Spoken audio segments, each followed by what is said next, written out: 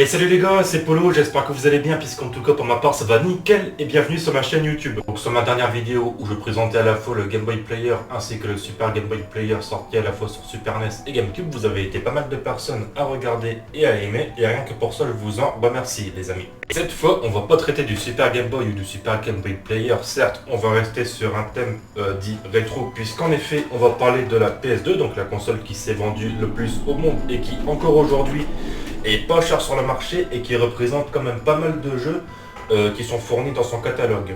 Et non seulement on va parler de la PS2, mais on va parler des 10, enfin plutôt 11 jeux qui sont encore aujourd'hui titrés les plus beaux de sa catégorie. Donc il n'y en a pas 1, 2, mais il y en a 11 que je vais présenter.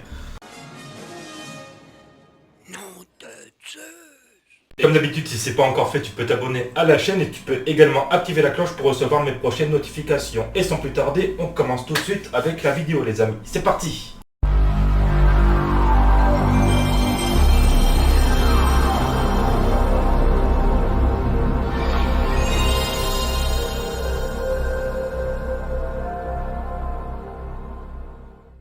Donc la PlayStation 2 est une console de jeux vidéo de 6ème génération commercialisée par Sony Computer Entertainment, donc une filiale de Sony. Elle est sortie le 4 mars 2000 au Japon, le 26 octobre 2000 en Amérique du Nord, le 24 novembre 2000 en Europe et le 30 novembre 2000 en Australie.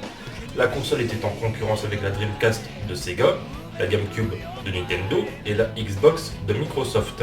La PlayStation 2 a succédé à son prédécesseur qui est la PlayStation dans la gamme du même nom. Elle a connu un succès immédiat avec 1 million d'exemplaires vendus seulement en quelques jours au Japon. Donc elle a atteint un total de 150 millions d'exemplaires expédiés en date du 31 janvier 2011, donc c'est encore tout récent, ce qui en fait à ce jour la console de salon la plus vendue de l'histoire du jeu vidéo. Sony affirme qu'il existe actuellement plus de 10 828 titres de jeux vidéo disponibles sur la console et que 1,52 milliard d'exemplaires de ces titres ont été vendus depuis le lancement de la console. What the fuck? Oui tiens d'ailleurs je vous fais voir un petit truc.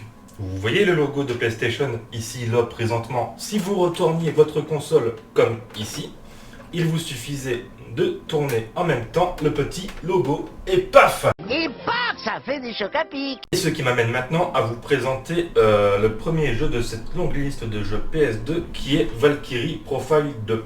Valkyrie Profile 2 Silmerio est le second jeu de la série Valkyrie Profile. Il s'agit de la séquelle du premier volet Valkyrie Profile sorti en 1999 sur PlayStation. Le jeu est sorti le 22 juin 2006 au Japon, le 26 septembre 2006 en Amérique du Nord et le 7 septembre 2007 en Europe. D'ailleurs, c'est le seul de la série à être traduit dans plusieurs langues européennes, dont le français. Donc Valkyrie Profile 2 suit l'évolution de deux personnages principaux que sont Silmerio et Alicia, dont les âmes sont incarnées dans une seule enveloppe corporelle. Silmerio est une Valkyrie qui était aux ordres du dieu Odin et qui rassemblait pour lui les âmes des défunts, jusqu'au jour où elle lui désobéit. Odin, ne pouvant accepter l'affront, décida de transmigrer l'âme de la Valkyrie dans le corps d'une mortelle. Le réceptacle s'avère être le corps d'Alicia, la princesse du royaume de Dipan. Le site Game Ranking, qui rassemble une majorité de critiques de la presse spécialisée, annonce une moyenne de 84,6 sur 100. Quant à lui, le jeuxvideo.com attribue quant à lui une note de 16 sur 20. Le site IGN lui décerne le prix de Best Game No One Played, ce qui signifie meilleur jeu auquel personne n'a joué. Alors, jeu que j'ai pas fait spécialement dans les médias, mais que j'ai acquis très récemment, il offre cependant des graphismes 3D de toute beauté. C'est de toute beauté. Utilisant un moteur graphique avancé, gérant luminosité et effets visuels, offrant une expérience de jeu captivante. Après, je vais pas m'amuser à tout lire. Le seul petit bémol qui me fait chier, puisque je l'ai commandé sur Vinted, c'est ceci. Bon, après, vous allez me dire, à boîtier PS2, ça se remplace très facilement, mais ça n'en reste pas moins un très bon jeu que j'ai hâte de tester, si jamais je viens à faire du rétro. Pour l'instant, je suis sur Mass Effect Remastered sur PS4. Et ce qui m'amène à vous présenter le prochain jeu qui est Black, donc qui a été édité par à la fois Electronic Arts et également par Criterion. Black est un jeu vidéo de tir à la première personne. Il est développé, comme je le disais précédemment, par Criterion Games et édité par Electronic Arts. Il sortira le 23 février 2006. Criterion Software a voulu recréer l'ambiance des films d'action hollywoodiens en utilisant un univers totalement destructible, donc accompagné d'effets spéciaux spectaculaires, des bâtiments qui partent en ruine, des objets qui explosent. Un gros travail sera accompli sur la modélisation des armes et l'éjection des douilles. Donc ce qu'il faut savoir, c'est qu'une version est compatible avec la console Xbox 360. Il en sortira plus tard une version téléchargeable sur le Xbox Live en échange de 1200 Microsoft Points. Le jeu sera aussi disponible à l'achat sur le Microsoft Store de la Xbox One, ainsi que jouable grâce au DVD du jeu via la rétrocomptabilité. Alors l'histoire commence dans une cellule sombre par l'interrogatoire du sergent première classe Jacques Kellar, membre de l'unité clandestine Bravo de la CIA. Accusé de rébellion, désobéissance aux ordres et d'autres chefs d'inculpation particulièrement graves, il est amené à raconter les événements des derniers jours qui l'ont amené à se retrouver dans cette situation. Alors dans l'ensemble, globalement, Black a été bien accueilli à sa sortie. Black aussi pouvait se targuer d'être l'un des jeux les mieux réalisés, à la fois sur PS2 et Xbox grâce à l'expérience de Criterion en la matière, la série des Burnout ayant été développée par ce studio. La presse spécialisée a toutefois souvent reproché une durée de vie trop faible et une intelligence artificielle peu évoluée. Alors, personnellement, et après ça regarde que moi, je trouve que Black, de mon côté, il est pas dégueulasse, hein. C'est un des bons classiques que vous devez faire à tout prix sur PS2 que je vous conseille fortement. Et pour ce qui est du prochain jeu, on va rester non pas sur un FPS mais sur un TPS à peu près plus ou moins dans la même ambiance. Il va s'agir de Metal Gear Solid 3 les amis, le fameux Snake Eater, développé par Konami. Les Metal Gear Solid 3 Snake Eater, en japonais Metalu Gear Solido Suli Sulenku Lita, communément abrégé en MGS3, est un jeu vidéo d'action infiltration créé, produit et réalisé par Hideo Kojima, développé et édité par Konami en 2004 sur PlayStation 2. Il a été réédité en 2006 sur le même support avec un nouveau sous-titre Subsistance et en 2012 sur Nintendo 3DS avec le titre Metal Gear Solid Snake Eater 3D. Puisqu'on en vient parler de Solid Snake, moi il y a un truc qui m'a un petit peu fait chier sur le Super Smash Bros 3DS, contrairement à son exemplaire sur Wii, le Super Smash Bros Brawl. Le Solid Snake n'apparaît pas dans le rooster sur 3DS, on a de tout sauf ça. Du Mario, du Sonic, du NES, du Pete, du Pokémon tel que Mewtwo, mais pas de Solid Snake, et ça j'ai trouvé ça un petit peu dommage. L'histoire se déroule en 1964 durant la guerre froide. Le joueur incarne Naked Snake, un soldat d'élite de l'unité Fox qui deviendra par la suite le futur Big Boss. Sa mission est de libérer Sokolov, un ingénieur soviétique de génie. Il sera conseillé dans sa quête par Major Zero, ancien membre du SAS, paramédic, l'expert en soins et nutrition, et enfin Segint, expert en armement. L'ancien maître de Snake, The Boss, est passé du côté ennemi et a reconstitué son ancienne unité, l'unité Cobra, regroupant des soldats au pouvoir surnaturel. Dans la revue spécialisée de Game Rankings, le jeu expose une moyenne de 91% basée sur 62 revues. Sur Metacritic, le jeu obtient une moyenne de 91% basée sur 68 revues. Le site de jeux vidéo IGN attribue un 9,6 sur 10 et le magazine britannique Edge un 8 sur 10. GameSpot, quant à lui, a attribué un 8,7 sur 10 au jeu, commente que le jeu est riche en cinématiques et possède de très bons graphismes. Il sera classé 83e meilleur jeu de tous les temps. Alors cette fois-ci, on va quitter le milieu de la guerre, on va se retrouver plutôt dans le milieu de la course. Il va non pas s'agir d'un jeu de course typé arcade, mais plutôt typé simulation. Ici, il va s'agir du fameux Gran Turismo 4. Gran Turismo 4, donc GT4, est un jeu vidéo de course automobile développé par Polyphony Digital et édité par Sony Computer Entertainment en 2004 sur PlayStation 2. Le jeu fera partie de la série Gran Turismo, il s'écoulera à peu près à 12 millions d'exemplaires dans le monde. Il est l'un des jeux les plus attendus sur PS2, annoncé en 2003 pour la première fois, le jeu était prévu pour sortir en 2004 au Japon, tandis qu'en Europe paraît le prologue. En Europe, il sortira le mars 2005. Le succès du jeu a été tel que Sony a envisagé en 2005 d'éditer un remake HD du jeu, Gran Turismo HD. Sur la future PS3, ce projet est resté sans suite, sauf pour la démo GT HD Concept. Le jeu devait sortir de base pour Gran Turismo Mobile, prévu pour le lancement de la PSP. Ce projet a été remplacé par un épisode propre à la PSP qui lui sortira en 2009. Donc Gran Turismo 4 propose plus de 700 modèles de véhicules, des premières automobiles de l'histoire comme la Mercedes de la fin du 19e siècle, au plus récent concept car au début du 19e siècle, chacune de ces voitures ont été fidèlement modélisées. À l'instar des autres épisodes de la série, le joueur doit passer des permis pour pouvoir accéder aux différentes compétitions proposées. 50 circuits seront disponibles, dont une partie des premiers circuits de la série des Gran Turismo et des nouveaux comme celui de la Sarthe, assurant au titre une durée de vie importante. Alors, petite nouveauté dans la série, le mode du jeu B-Spec permettra d'incarner un directeur d'écurie. Pour ce qui est de l'ambiance musicale, on aura quelque chose qui sera varié tout en passant à la fois par du rock, par de la musique classique, mais aussi par de la techno ou bien du funk. Pour ce qui est de la gestion des dégâts et des conditions climatiques variées, elles seront toujours absentes de la saga des Gran Turismo, et ça commence à faire défaut auprès des joueurs les plus pointilleux qui s'orientent plutôt vers d'autres jeux plus réalistes de ce côté-là. Tous les joueurs de Gran Turismo 4, débutants ou non, s'accordent sur le fait que l'intelligence artificielle des pilotes gérés par la console n'est pas encore assez développée. En effet, il suffit de faire une course pour s'apercevoir que les autres pilotes conduisent comme s'ils étaient seuls sur la piste, peu importe que vous soyez devant ou pas. Et on va quitter les amis le milieu de la course de la simulation pour nous retrouver sur un jeu caractérisé comme étant l'apogée de l'horreur. J'ai nommé le Resident Evil 4. Resident Evil 4 sorti au Japon sous le nom Biohazard 4, en japonais Biohazard 4, est un jeu vidéo de tir à la troisième personne de type Survival Horror, développé par Capcom Productions Studio 4 et édité par l'entreprise japonaise Capcom. L'histoire se déroule 6 ans après les événements de Resident Evil 2. Elle met en scène l'agent Leon S. Kennedy, envoyé en Espagne par le gouvernement américain pour sauver sa fille du président des États-Unis, enlevée et retenue en otage par une mystérieuse secte. Le jeu connaît une période de développement longue et mouvementée, durant laquelle plusieurs versions bêta sont annulées.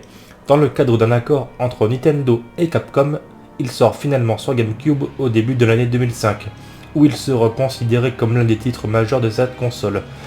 Il sera ensuite porté sur PlayStation 2 à la fin de l'année, Windows et Wii en 2007, puis réédité successivement sur la plupart des plateformes du marché, témoignant d'une longévité atypique et d'un succès constamment renouvelé. Côté critique, Resident Evil 4 connut en moyenne un score de 96 sur 100 via Metacritic pour les versions originelles sur GameCube et PS2. Il a reçu des dizaines de prix de divers organismes et commentaires positifs sur les sites web de jeux vidéo divers. Le jeu est considéré par la critique comme le prétendant au titre de jeu de l'année en 2005 et il sera considéré comme un jeu ayant réussi parfaitement la conciliation d'un changement profond tout en gardant l'esprit de la série. Alors personnellement de mon côté j'ai jamais fait de Resident Evil, j'ai jamais fait le moindre jeu d'horreur, mais c'est quelque chose qu'il faut pas non plus louper. Si vous voulez faire un jeu d'horreur et si jamais vous êtes passionné par tout ce qui est justement rétro gaming, c'est justement quelque chose qu'il faut pas louper. Et maintenant on se quitte avec l'apogée de l'horreur, va se retrouver justement sur quelque chose plutôt d'ambiance japonaise. Un loup, un chasseur, un héros, un dieu. Pour ceux qui ne savent pas de quoi je parle, je veux bien entendu parler du célèbre Okami les amis. Jeu que je pensais rare puisque je l'ai trouvé à peu près pour 40 € sur eBay. En allant faire un tour sur Vinted, je l'avais aperçu pour la modique somme de 15 €. Puis c'est là que je me suis dit justement pourquoi pas le prendre pour pouvoir vous faire cet exposé sur les jeux justement les plus beaux de la PS2. Pour ce qui est de l'histoire, Amaterasu, déesse du soleil et de la lumière et reine des hautes plaines célestes, en japonais Takama ga Hara, réincarnée dans une statue en l'honneur du légendaire loup blanc Chianui, est réveillée par Sakusa, déesse de la flore, afin de rendre ses couleurs à un monde envahi par les ténèbres, à la suite de la résurrection d'un puissant démon, le dragon Octocéphale Yamata no Orochi. Réincarné sur Terre sous la forme de Chiranui, Amaterasu parcourt ainsi le monde en compagnie d'une sorte de Lilliputien répondant au nom d'Itsune, l'artiste errant, en utilisant les techniques du pinceau céleste pour faire revenir ordre et beauté dans l'environnement. Okami, littéralement grande déesse ou loup, est un jeu vidéo d'action-aventure développé par Clover Studio et édité par Capcom en 2006 sur PlayStation 2. L'adaptation sur console Wii développée par Ready at Dawn est sortie le 12 juin 2008. Une suite sur Nintendo DS appelée Okamiden est sortie début 2011. Un partage en HD développé par Exadrive sur PS3 compatible PS Move est sorti le 30 octobre 2012 en Amérique du Nord et le 31 octobre en Europe uniquement sur le PlayStation Network. Au Japon, le jeu sort le 1er novembre 2012 en version physique et digitale gratuit pour les abonnés PlayStation Plus jusqu'au 31 mai 2013. Cette fameuse version HD subira un remake 5 ans plus tard sur PlayStation 4, Xbox One et Windows le 12 décembre 2017. Enfin, une version Nintendo Switch sortira le 9 août 2018.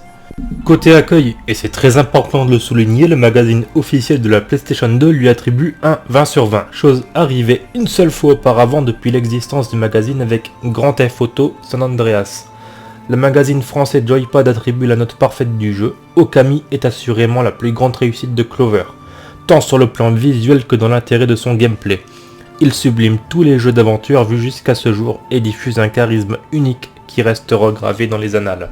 Par conséquent, si vous aimez tout ce qui est aventure épique, un style unique ainsi que des pouvoirs magiques, ce jeu est fait pour vous. Et de mon côté, tout ce qui est jeu ambiance japonaise que j'ai eu l'occasion de faire, qui soit à peu près similaire à celui-ci, c'est le très célèbre Ghost of Tsushima qui était sorti sur PS4 il n'y a pas si longtemps que ça d'ailleurs. Jeu qui peut très bien rivaliser avec l'Okami que je vous ai présenté précédemment. Mais ce jeu il est magnifique, hein. Autant que je l'ai jamais testé, mais il m'a suffi de regarder un gameplay, un seul pour comprendre que ce jeu il fallait à tout prix le posséder dans sa collection. Et on quitte Okami pour se retrouver avec le très célèbre Shadow of the Colossus. Alors c'est pas un jeu que j'ai acheté en France par le biais de Vinted, c'est un jeu qui provient directement de l'Italie. Et ce que je constate, c'est que le packaging est très différent de ceux qu'on a habituellement l'habitude de connaître par le biais de la console PS2. Ici on se retrouve avec un emballage assez cartonné, bien sûr qui a vieilli forcément avec le temps. Je sais pas si vous verrez par le biais de la caméra, mais on peut se rendre compte qu'ici, en tout cas moi je le vois, on peut voir ici que ça a brièvement jauni, mais qui a quand même malgré tout assez bien vieilli. Bon par contre, moi pour lire l'italien c'est pas trop ça. Attendez, je vais faire un essai. Aventi verso l'ignotto. La leggenda nala di Luogo Limotto, dos creature grandi montagna camminando. Ahora ya había subido la marea.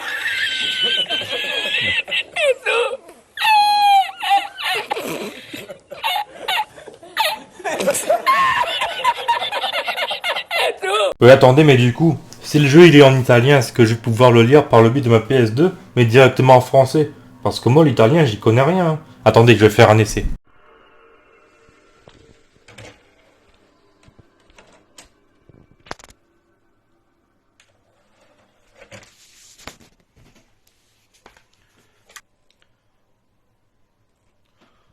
Ah, ouf, c'est en français.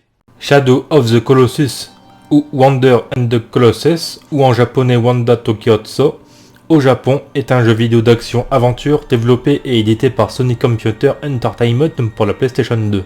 Le jeu sortira en octobre 2005 en Amérique du Nord et au Japon et en Europe le février 2006. Le jeu sera développé par la team Ico qui avait précédemment dirigé le jeu Ico. Il a fait l'objet d'une réédition sur PlayStation 3 en 2011 avec des graphismes remasterisés en haute définition sur un Blu-ray contenant également Ico. Un remake sur PlayStation 4 Shadow of the Colossus sortira quant à lui en février 2018. Le jeu raconte ici l'histoire d'un homme nommé Wonder qui se rend sur une terre abandonnée sacrée afin de redonner vie à une jeune fille. L'univers de Shadow of the Colossus se démarque de ceux que l'on rencontre habituellement dans les jeux action-aventure car il n'y a ni ville ni donjon à explorer. Pas de personnages avec lesquels interagir, pas d'ennemis habituels à combattre à l'exception de 16 colosses. Le vaste monde perdu qu'arpente Wonder est entièrement silencieux. Les seuls êtres vivants visibles à l'exception du cheval Agro et des colosses sont des lézards qui courent sur les murs de pierre et dans l'herbe qui peuvent être abattus à l'arc puis ramassés afin d'accroître la jauge d'endurance de Wonder, ainsi qu'un grand oiseau qui suit parfois le personnage quand celui-ci se déplace à cheval. En dehors de la traque de lézard, il n'y a presque aucune interaction disponible avec l'environnement. Il est toutefois possible de faire tomber au sol de gros fruits jaunes de certains arbres, ce qui permet en les ramassant d'accroître la jauge de santé maximale de Wonder. De petits hôtels de pierre sont également dispersés ici et là dans l'environnement et font office de point de sauvegarde pour le joueur. Côté critique, Shadow of the Colossus et sa version remasterisée ont reçu d'excellentes notes, la plupart entre 8 et 10. De manière générale, le jeu est qualifié de chef-d'œuvre et est un jeu culte pour la communauté de jeux vidéo. Le journaliste du site français jeuxvideo.com Anagund avance que Shadow of the Colossus est un véritable ode à la contemplation. avec ses propres idées d'un monde ouvert, et il rajoute à la fin de son test Shadow of the Colossus est toujours une expérience unique, digne du chef-d'œuvre qu'il était en 2005. Suite à cela, Gamecult énonce par rapport à sa remasterisation, il y a bien quelques soucis techniques résiduels et des petits changements d'ambiance qui feront peut-être jaser, mais c'est vraiment du pipi de cheval en comparaison de l'ampleur du travail abattu par Bluepoint Games pour habiller un tel chef-d'œuvre sans le trahir. Quant à lui, le site Metacritic recense une note globale de 91 sur 100. Et on quitte Shadow of the Colossus pour nous retrouver avec un autre jeu PS2 qui lui sera plutôt consacré tour par tour. Si je vous dis Akira Toriyama, forcément vous allez penser à Dragon Ball Z, mais il y a un autre jeu en particulier dont Akira Toriyama a participé. Je veux bien entendu parler du célébrissime Dragon Quest. Donc celui-là, c'est l'exemplaire de l'Odyssée du roi maudit. Ici là, présentement, au niveau décor, on reconnaît quand même la patte graphique du mangaka en question. C'est quand même assez stylé et assez propre. Donc Dragon Quest, l'Odyssée du roi maudit, je vais pas vous le dire en japonais parce que le titre en lui-même est excessivement long et que mon accent en japonais est vraiment nul à chier. Tout ça pour dire que c'est un jeu vidéo de rôle de Square Enix, développé par Level 5 sur PlayStation 2, publié en 2004 au Japon, en 2005 en Amérique du Nord et en 2006 en Europe. C'est le premier épisode notamment intégralement en 3D de la série Dragon Quest. Donc Square Enix sortira le jeu sur iOS et Android en décembre 2013 au Japon et en mai 2014 en Amérique du Nord et en Europe, ainsi que sur 3DS en 2015 au Japon et en 2017 en Amérique du Nord et en Europe. Il existera également une préquelle dénommée Dragon Quest Shonen Angest Fujichi Dungeon, sortie en 2006 exclusivement au Japon. Donc pour résumer, le héros est le seul habitant d'un château à ne pas avoir été transformé par le sorcier Dolgmagus, un bouffon maléfique qui s'est emparé du trésor du château. C'est un spectre magique. Le héros est sur les traces de Dolgmagus avec son roi, Trod, qui est transformé en monstre vert, avec la princesse Médéa transformée en cheval, pour essayer d'inverser les transformations. Sur le chemin, il croise Yangus, qui est un voleur et qui essaie également de les détrousser. Yangus rate son attaque et il manque de tomber sur un ravin. Mais le héros le sauve. Il décide alors de rejoindre le groupe, mais c'est à ce moment-là que le jeu commence, le joueur étant identifié au héros que vous voyez ici à l'écran. Pour ce qui est du système de jeu, ici le joueur dirige une équipe de personnages qui ont chacun un équipement différent qui peut être géré par le menu. Le menu permet également d'utiliser de magie, de soins et de résurrection qui permettent également d'améliorer l'état de santé de l'équipe. Pour sauvegarder, le joueur devra se confesser auprès d'un prêtre. Dans le cas des déplacements dans les villes ou dans le monde, un seul personnage est vu se déplaçant, c'est une vue donc à la troisième personne. Le phénomène jour-nuit est géré en temps réel, donc selon votre horloge interne par rapport à votre PS2, même si un jour dure beaucoup moins longtemps que dans la réalité. Le joueur voit la lune, le soleil peut se déplacer, il est possible de changer l'alignement et aussi contrôler un autre équipier du groupe. Comme dans beaucoup de jeux de vidéo de rôle, les combats aléatoires apparaissent au fil des déplacements, notamment comme dans Pokémon. Lors des déplacements, les ennemis sont vus de face, alignés, le joueur décide des actions de chaque personnage avant chaque tour. Les actions sont combattre, fuir, intimider ou définir les tactiques.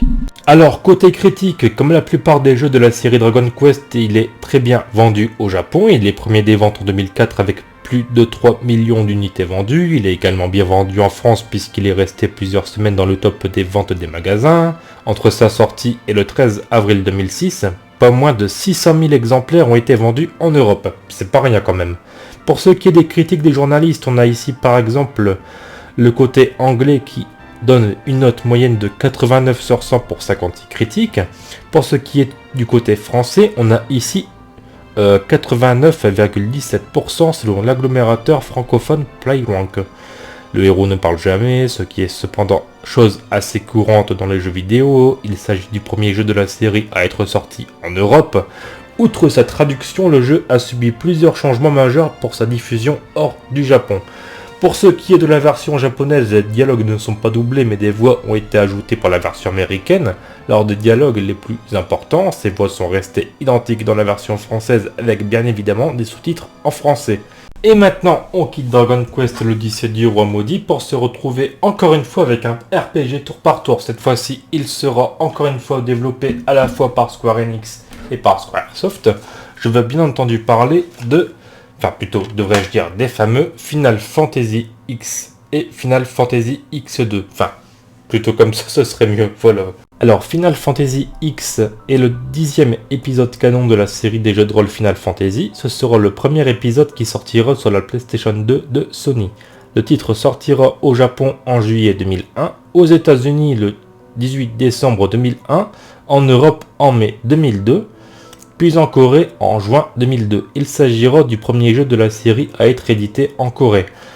Pour ce qui est de l'édition Final Fantasy X X2 HD Remaster, une compilation réunissant le jeu et sa suite sortira en 2014 sur PlayStation 3 et PS Vita, qui comprendra les deux jeux dans leurs éditions internationales et proposera un contenu inédit en Europe avec l'épisode The Last Mission pour le Final Fantasy X2. En mai 2015 sortira une version remasterisée en Full HD, donc du 1080p, qui sortira sur PS4, en 2016 sur PC, qui sera disponible en téléchargement sur le site de Square Enix et sur la plateforme Steam. Une compilation sortira également en 2019 sur Nintendo Switch et Xbox One. Final Fantasy X2 est un jeu de vidéo de rôle développé initialement par Squaresoft et édité par l'entreprise japonaise Enix. Il s'agira de la suite de Final Fantasy X, faisant du jeu le premier Final Fantasy et être la suite directe d'un précédent épisode. Il sortira à la fois au Japon et en Amérique du Nord en 2003, puis en Europe en 2004. Le jeu est ensuite réédité dans une version internationale en 2004 au Japon, qui contiendra également de nombreuses scènes supplémentaires et cinématiques exclusives. Pour le système de mission, le Final Fantasy X2 n'a pas le même découpage scénaristique que les précédents. Le jeu se déroulera donc en 5 actes.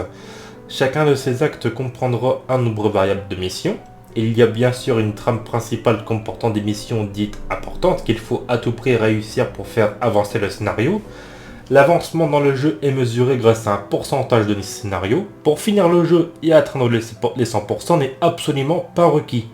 Cependant, pour les atteindre, il faut remplir de nombreuses missions secondaires qui jalonnent le jeu et ajoutent des points de progression pour le pourcentage au score du scénario.